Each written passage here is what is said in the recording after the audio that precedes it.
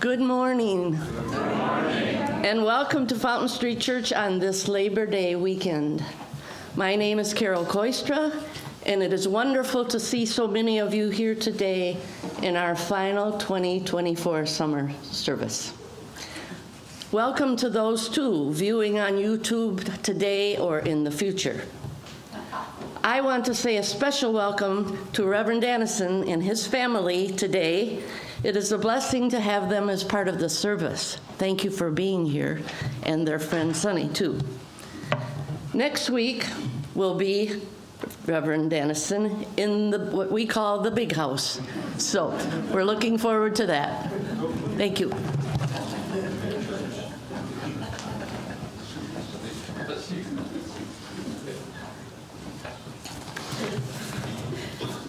This is a opening that I heard every time I went to this sanctuary a long time ago.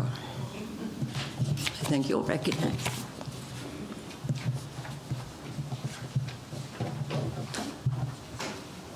This is indeed a beautiful day which the Lord hath made.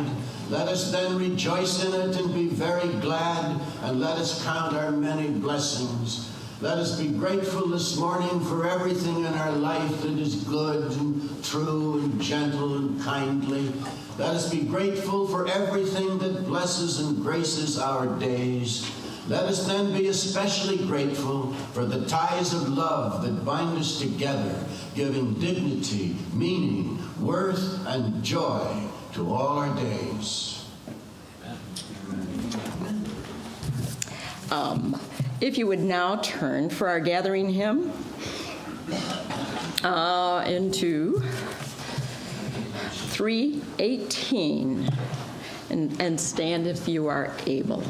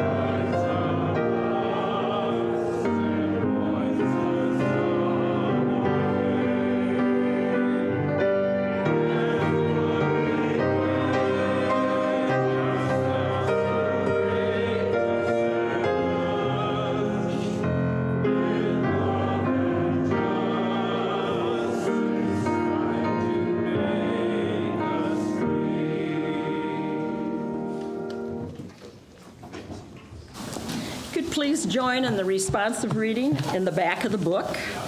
It's number 466.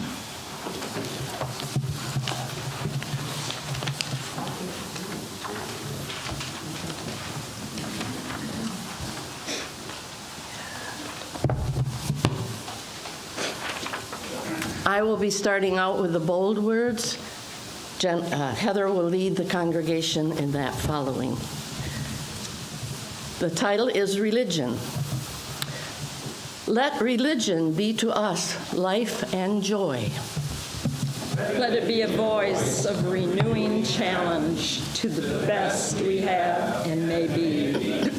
Let it be a call to generous action. Let religion be to us a dissatisfaction with things that are, which bids us serve more eagerly the true and right.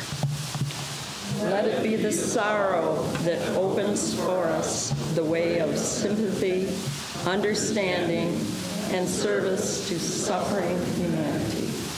Let religion be to us the wonder and lure of that which is only partly known and understood. An eye that glories in nature's majesty and beauty, and a heart that rejoices in deeds of kindness and courage. Let religion be to us security and serenity because of its truth and beauty, and because of the enduring worth and power of the loyalties which it engenders.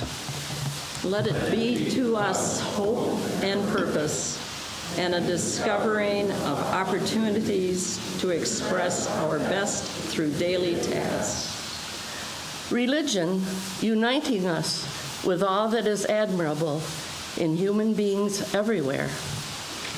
Holding before our eyes a prospect of the better life for humankind, which each may help to make actual.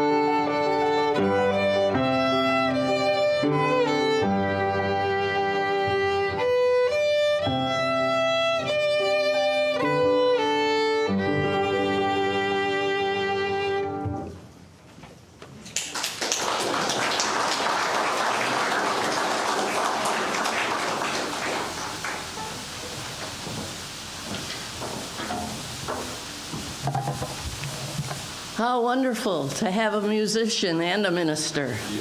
Yes. I'm very happy about that. Thank you very much, Nathan. We have reached our final summer service for 2024. It has been a wonderful summer as we heard from 15 Fountain Street Church members tell us what Fountain Street Church means to thee. And I see several of them here today, so thank you. These speakers have gifted us with a meaningful stories and provided the gift of bringing us together as a church team, helping to prepare us for a new beginning with Reverend Dennison and other new members. This feels like a very hopeful time to me, and I hope it does to you. It took so many people to provide these summer services, and I thank them all from the bottom of my heart. It would take too long for me to name them all.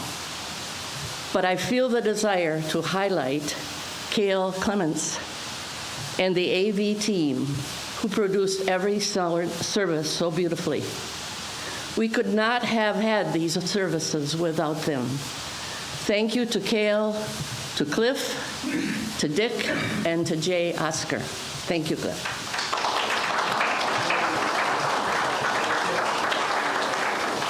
And then there's Todd Wilkie, who has blessed us with his delightful music.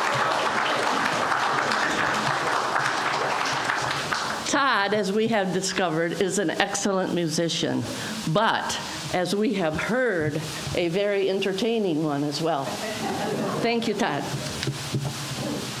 Today is my turn to speak about what Fountain Street Church means to me. I have about 10 minutes to tell that story. Fountain Street Church is my spiritual sacred place. I found this space on a Sunday morning in the fall of 1984. I was sitting in the third row from the back on my first visit to Fountain Street Church, even though I had lived here most of my life. David Rankin was leading the service and the choir was singing. Something happened. I can't explain it. I felt a spiritual high I never felt before in my 46 years attending church. David's words connected me to a new place of meaning. The choir's music connected me to my soul in a new way. I've been singing in choirs since I was 7 years old, and now I wanted to sing in this choir. That was the beginning of Fountain Street Church for me. I did sing in the choir for 20 years, up in the loft where the organ once was. I sang with Bev Howerton, who taught us the music of the Poulant Gloria and brought us to New York City to sing the Mozart Requiem in Carnegie Hall. When Bev left, we were blessed with the hiring of Jim Culver. Along with our Blessed Sunday music, we also performed numerous Palm Sunday concerts, including the Leonard Bernstein Mass and the Andrew Lloyd Webber Requiem. This was an amazing time in my life. I felt like I lived on a musical planet. During those 20 years, my husband Bill and I became very active members at Fountain Street. In addition to many other involvements, Bill and I each served 2 full terms on the governing board. In 2004, life changed when Bill was diagnosed with ALS. That became a caretaking year. And after Bill's death, I moved to Muskegon and became involved in the Harbor UU congregation. In 2013, I moved back to Grand Rapids and was relieved to be back at Fountain Street Church, my spiritual home. I so missed it when I was away. I realized again the specialness of worshiping at Fountain Street Church. Music became important again, as a few of us formed a Fountain Street Church care choir. This choir was very active for many years until COVID, which ended our ministry. Beginning in 2014, I again served on the governing board for 2 terms and became involved in the Religious Services Committee, planning the summer services, which I have been part of planning for the past 8 years. In the fall of 2023, Christopher told the Religious Services Committee that he had other plans for the summer of 2024 and decided to disband the committee. What none of us knew at that time was the changes that lay ahead. When Christopher announced in early 2024 that he would be leaving Fountain Street at the end of June, he asked if I would be willing to plan the summer speaker program. 15 speakers agreed to speak with us about what Fountain Street Church means to me. What a gift they were to us this summer. Thank goodness Heather Palmer agreed to assist in some important duties, especially selecting the gifts for the summer speakers, which were so cool. I am so grateful for all Heather did as my team member. During my years at Fountain Street Church, I discovered a spiritual world as I gleaned lessons from 6 of our senior ministers. Duncan Littlefair. This is the day the Lord hath made. When Duncan said these words, it felt like they had to be true. David Rankin, the wordsmith, told us, love is the sum of all theology. He told us and he showed us. Brent Smith, who stood outside on the corner of Fountain and Library Streets and welcomed all into our blessed sanctuary. It was a great feeling. Fred Wooden, after his sermons, I always walked out of the sanctuary with the gift of new thoughts and challenges from a great preacher.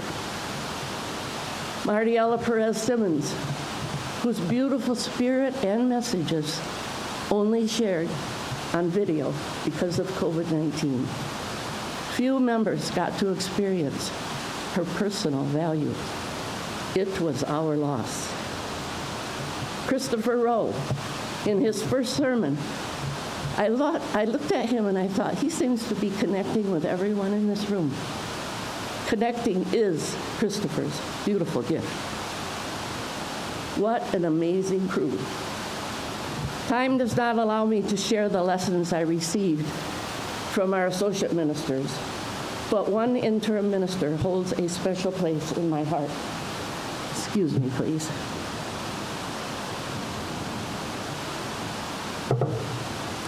Tom Owen Toll was our interim minister when my husband died. Tom was an amazing healer. He played his guitar so beautifully. Tom encouraged me to sing O Holy Night at our Christmas Eve service, 3 weeks after Bill's death. I hesitantly agreed to sing, and as I stood in the loft next to the lighted Christmas tree on that magical night, I looked at the rose window where I saw the face of my dear Bill and the many faces of this church and realized what meaning this church had held in our marriage. What about this place? From the minute I walked into the sanctuary, I felt lifted to a new space. The Fountain Street Church Sanctuary is golden to me. In spite of my many years in Christian schools, hearing differently. Those feelings of awe have never changed. I love the Fountain Street Church Sanctuary, and I love this special chapel. Then there is Catherine the Great. Wow. Sitting in the loft with that organ, listening to Bev and Jim play, the glorious Vidor Toccata was heavenly. And then in 2001, we decided Catherine needed some help. We spent the next 2 years working with Jonathan Took as our consultant and the Austin Allen Organ Companies to design our updated organ. An organ for our Sunday services and an organ like none other for concerts. We now have an amazing 8,000 5-keyboard organ like none other. Hopefully, some of you have seen this beautiful program printed by my son when we dedicated this amazing pipe organ in 2003. To say I love Catherine the Great would be an understatement. I almost worship her. In this year, 2024, I am once again serving on the governing board, my 13th year, and look forward to working with Reverend Dennis. At age 86, I am not sure how long I will be actively involved in this position. I may be the oldest person to have served on this board. In reflecting with my friend Don Lovers about what I felt the first time I sat in Fountain Street Church, Don suggested that my mind may have let my spirit take over, and my spirit made a connection to my spirituality in a way I never felt before. I have since come to understand that finding freedom in my belief system is crucial. David Rankin's writing on freedom helped me understand that connection. This is what David had to say about freedom. Freedom is the ground of all vital activity. Faith without freedom is dogma. Love without freedom is an illusion. Justice without freedom is oppression. In every instance, freedom is the factor that sustains and completes the other goal. It is the oxygen of the human spirit, the indispensable element for growth and wholeness. I believe freedom is one of the major reasons Fountain Street Church means so much to so many. I leave you with a sweet memory from the COVID years. The sanctuary was closed most of the time, but one day my friend Sharon and I spent a short time sitting in our regular seats in the dark, singing some of our favorite hymns. Just as we were about to leave, Christopher and Father Christian from St. Mark's walked into the sanctuary. I asked Christopher if the four of us could spread out and sing my mother's favorite hymn, Abide With Me. So the four of us sang the 4 verses of that great hymn, and when we finished, we all had tears in our eyes. Christopher said he wished this feeling could last forever. We all agreed. It felt like a sacred space for all of us. This is what Fountain Street Church means to me.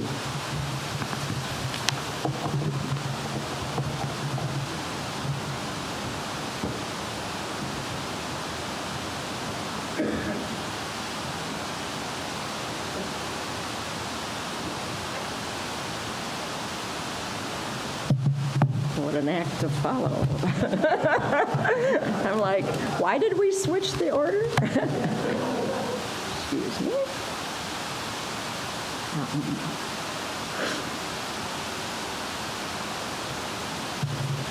My name is Heather Palmer, and this is more of a little history lesson versus what we just heard. I was one of those Fountain Streeters that was here all my life. I actually came to church in a market basket. They didn't have car seats back in those days, you know.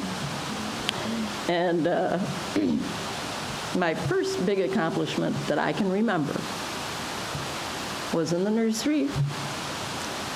And, excuse me, there was a little red stair-step climber. And I remember walking up those 2 steps all by myself, standing there like this, and thinking I was the biggest person in the whole world. And that was, you know, it meant a lot. And they finally replaced it with a new one with a slide. But, you know, that one was there for years and years. I'm sure somebody made it. But moving forward to 7th and 8th grade, which was Tower Club, and we actually met in the second floor tower room and for our opening every week. And then we divided into classes. And those classes in 7th and 8th grade, we studied other religions, and especially those religions that had churches in the Grand Rapids area. And in the Grand Rapids area, after we studied them and learned about them from our teachers, we visited them. And we were also told that if you found a church that you thought was better fit for you, remember what it was. Most of us stayed with us, but I remember one kid went to another church. And this was the one place that I think at that time I learned and appreciated to believe in the sanctity of all religions and all people. And that was 7th grade when that was set in my mind. I know that I also gained some of that from my family, but that was never specifically spoken. It was more like a vision and watching my father and what he did. But after Fountain Club, we had, after Tower Club, we went into Fountain Club. And Fountain Club was led by Jack Bowers and our elected officials that we had, officers, and they helped plan the program. But we also had our biennial study tours. And the first one that I went on had 70 kids in it, and the second one had 110. We were the place for high school kids at that time. The other churches must not have had anything, or it wasn't very exciting. We divided into study groups and chose our interests. And the first study group I was in for our first tour that I was a part of, I was in the integration segregation section, and we went to Bedford-Stuyvesant. We had speakers like Adam Clayton Powell speak to us, and they were pretty impressed that, we had questions for them. And the second tour I went on, I was in the group called European Commonwealth. I'm sure that wasn't my first choice, but, we had 110 people. You didn't all get your first choices. But when we visited the British Embassy in Washington, D.C., and we asked them about the European Commonwealth, the guy who was leading us was shocked. Actually, he was like, what? And, 18 years later, when it actually became a real thing, I knew all about it, and I thought, and it was Fountain Street that gave me that info. And this was a time when politicians were more civil to each other. And we had in our congregation the chairperson of the county Republican committee, and we also had the chairperson of the Democratic committee that both went to Fountain Street. And therefore, their children, their daughters, got to introduce us to Gerald Ford and Bobby Kennedy when we were in their offices. So, choir, when I was in 3rd grade, you joined choir. And then I went through Tower Club and Fountain Club with Chuck Birch and Bev Howerton. We called them both Mr. And then in junior choir, we would sing at our monthly chapel services with Mrs. Evenson in the chapel. And when we were in Fountain Club, we sang, maybe once a month at our weekly services that we had before Fountain Club started.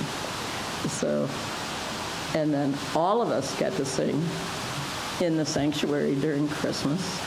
Sometimes we sang under the rose window, and that was a great scene if you're a kid and you're seeing everybody else sit out there.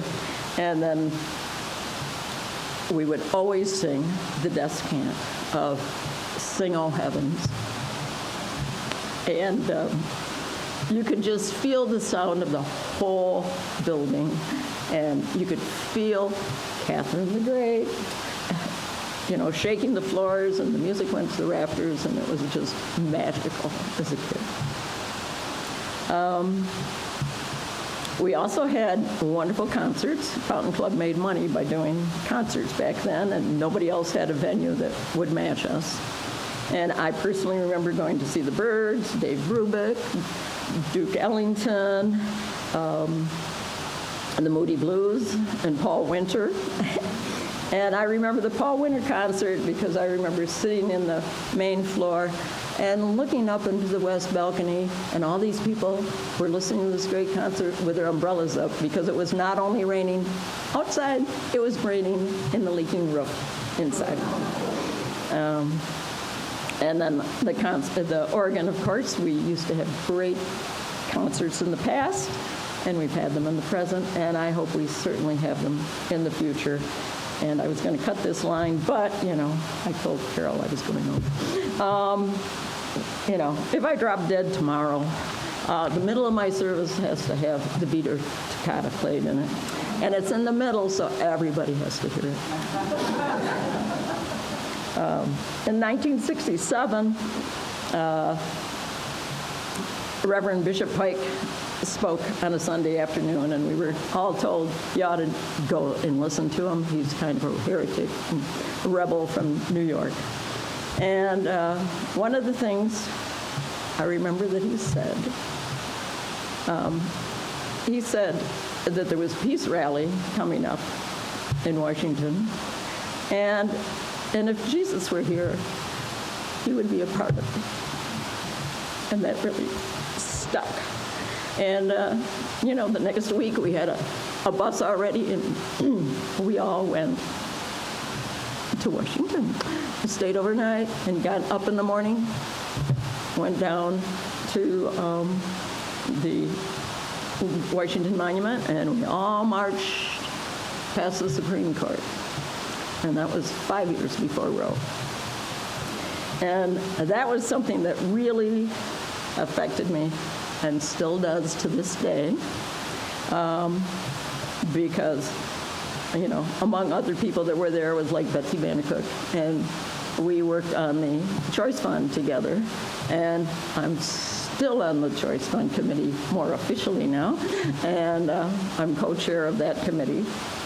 And when Roe was overturned, we suddenly got it was like manna from heaven. We just got tons of money that came in because people were so upset. They found, Fountain Street has something, and we received tons of money. But, now that everybody feels comfortable back in Michigan again, that money's all dried up. But as good stewards of this money that's left, we try to make sure we have some for the future. But as co-chair, I get to help decide, when somebody needs money for a procedure in the state of Michigan, because we've now expanded to Michigan, the whole state. You have to make decisions, and you have to decide, okay, they need $350 for this procedure. That's what they still need, and we can only give them $100. And you feel, I've bought a couple of lotto tickets, after I've had hung up sometimes just to see if I could get some money somehow. But, we can only give them 75 or 100, and you just pray that they can continue and find the rest of the $300 they need before the week is out. So that's something that we're always searching for. After I graduated from college, split into another area. I came out, the newspapers said more people have graduated in education than ever before in the United States. So you're and I also got a master's. So if you're a school, you must pay the master price. So if you have a new person, this person has no experience. This person has no experience. Let's go for the cheaper person. So later in the fall, Peg Reeser from Fountain Street pegged me in the narthex and said, you must apply. There's an opening at Campfire Girls, and there's an opening, and you need to go apply right now. And I thought, well, I was a Camp Kiwanis lifer, so I could probably do that for a year. They made me stay for 2. And then after 20 years later, I decided to go a different direction. I'd been the camp director and everything. But while I was during that time, because I was a camp director and other things, I only volunteered for individual items like fundraiser, a single thing.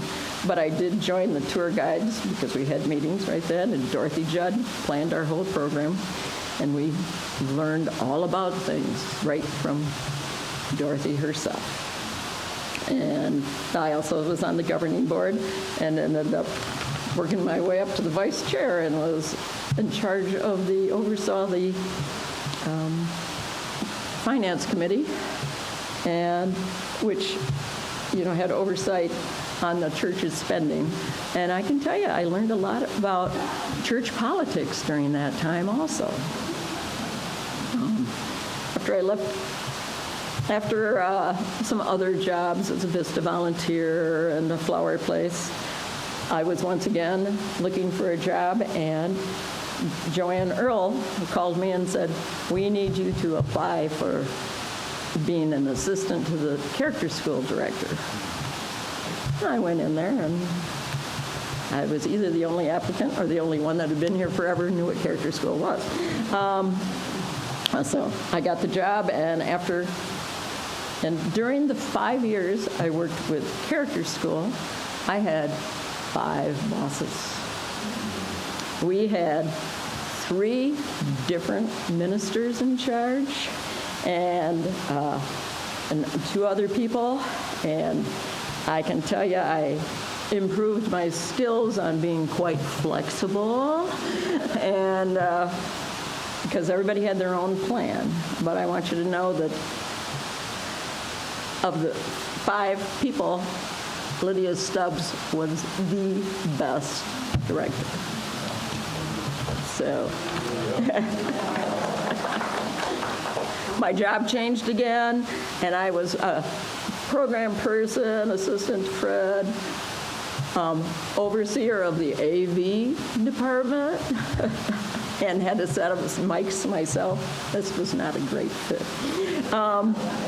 At the same time, Heather Beretta asked me if I wanted to help with some weddings because she was overwhelmed because we had so many. And I said, sure. And that actually is the only job I still have at Fountain Street. And I see a couple in the back that we always hope they'll come back, and they have. But the budget needed to be cut, so I predicted I would be the first to go, and I was. But since that time and during that time, I've been on, participated in different committees, such as tour guides, religious services, membership committee, and have participated in great associations like the Women's Association, which I think is the heart and soul of this place. A little book club, it's great, makes me read my books. And the last one is the Tower Committee, and because I'll do anything to get those bells to ring again. Some of these things have given me great skills, or fine-tuned skills I already had and came with. But it's been fun. I've gained support. It's a place for new friends, old friends. And I see some old acquaintances and older friends in the background, that I only see periodically in here. And it's also a wonderful place to contemplate the little thoughts, the great thoughts of what's going on in your life and in the world. Sometimes when you grow up in a church like this, you just expect it. You take it for granted. This is the way everything should be. And then I have and I sometimes envy people that had aha moments, because I never had an aha moment because this is what I believe and this is what it is,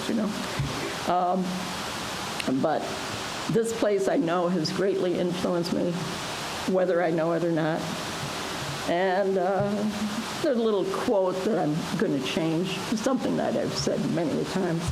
But like the memorial bell tower of the church, its shadow may fall where it may never go.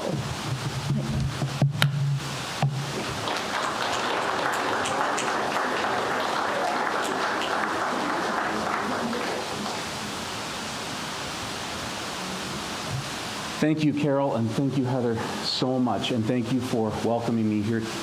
Thank you. And thank you for putting this summer together as well. My name is Nathan Dannison. I am your new interim minister. We have a great deal of work ahead of us in the next 2 years.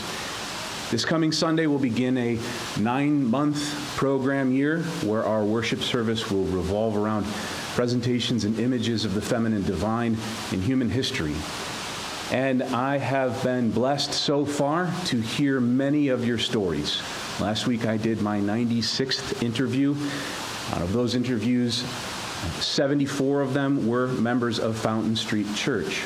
I've also benefited from the recordings of these services, and there could not have been a better time in the life of this church for Carol to have pulled this together and had people share those stories.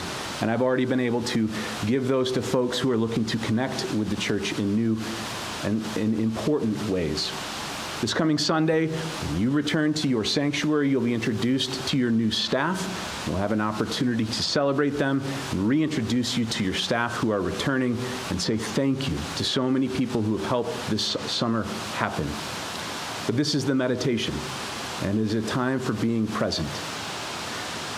Yesterday, I officiated a wedding ceremony. It was my 160th wedding at Camp Roger.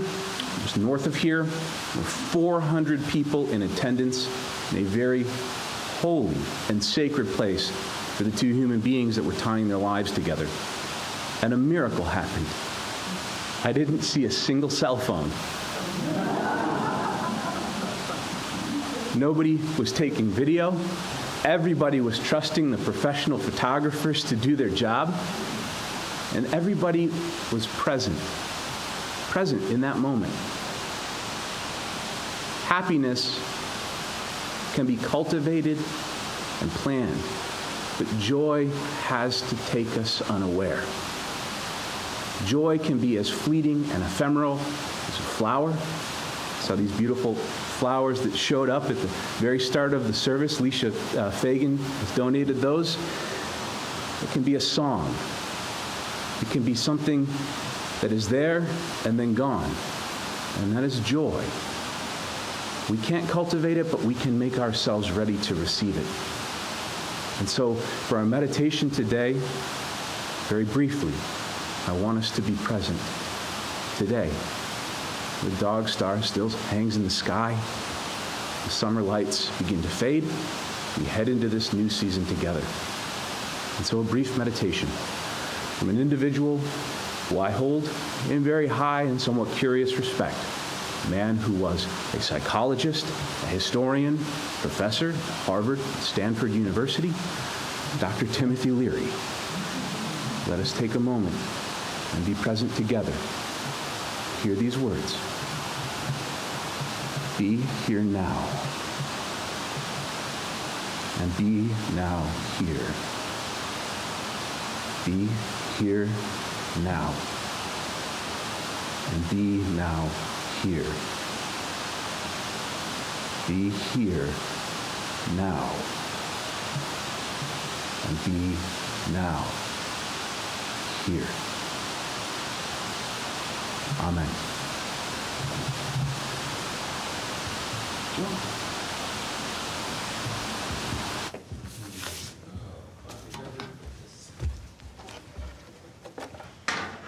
I'm ready when you are, sweet pea.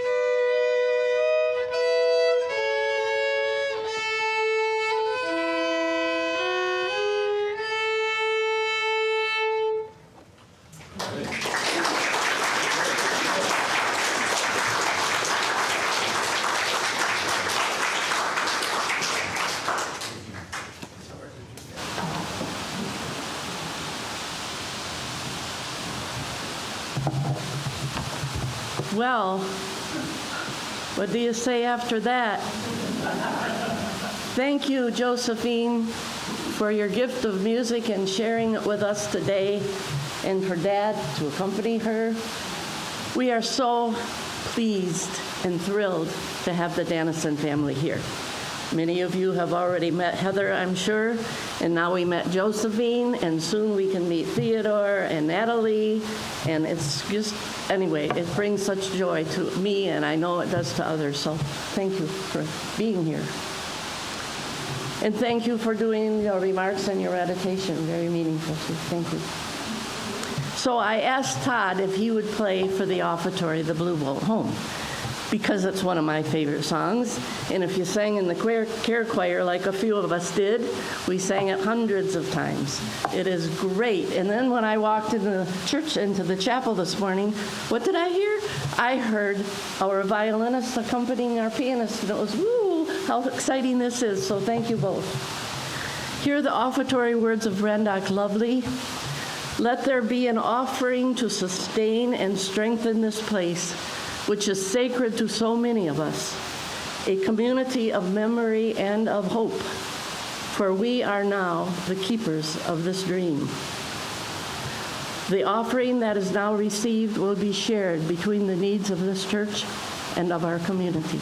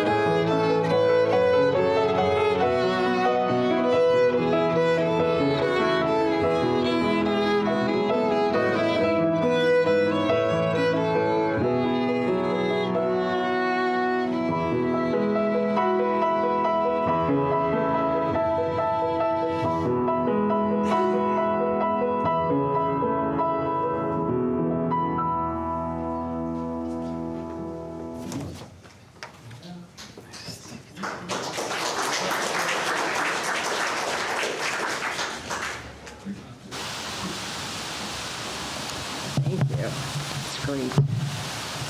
I have announcements. Now, next Tuesday night, and continuing for other Tuesday nights, there are potlucks that continue in the social hall from 6 to 8. And next Sunday, as you sort of already heard, is the opening Sunday for our new church year, and the service, and Nathan will be speaking from the pulpit in the 11 o'clock service. There is no chapel service next week, so everyone will be here at 11. And then there will also be a light appetizer reception at 12:15 after the service. So you can come in and greet friends and have a cup of coffee. Also next week there will be a table to learn about what color district you're in, which I'm excited to see if I'm in the same color as last time or not. There will also be a table staffed with people who can help you negotiate the online membership directory. So I'm going to be in a whole bunch of lines next Sunday. Art prize also runs from the 12th to the 23rd, and the subject of the Fountain Street Church Art Prize is the Divine Feminine. Volunteers are still needed to help visitors, figure out how to find the art. So please check online in the Beat. You'll be able to see how to sign up. And today, there will be a little cake reception in the social hall to celebrate the completion of the summer speaker series. And then after you have your little piece of cake, you can go right into the reception that Leisha Flagan's going to have, because that is the last Sunday in the Keeler Lounge for her work. It's coming down on Monday. So if you haven't seen it, check it out right now. And I'd also like to thank Leisha for the beautiful flowers that are in front. And I've heard they're in honor of Carol.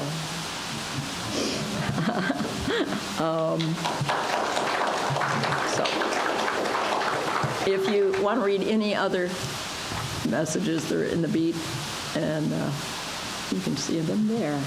I'd also like you right now to turn to the sending hymn and turn to 159. This is my song.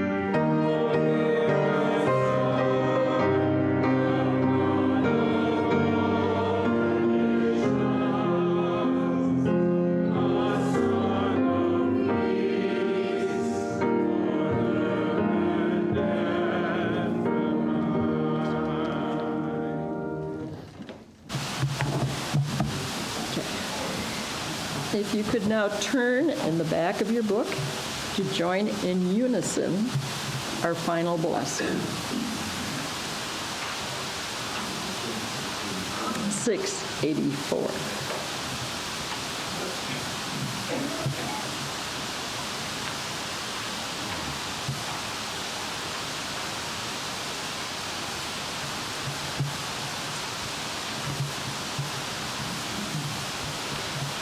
The blessing of truth be upon us. The power of love direct us and sustain us. And may the peace of this community preserve our going out and our coming in from this time forth until we meet again.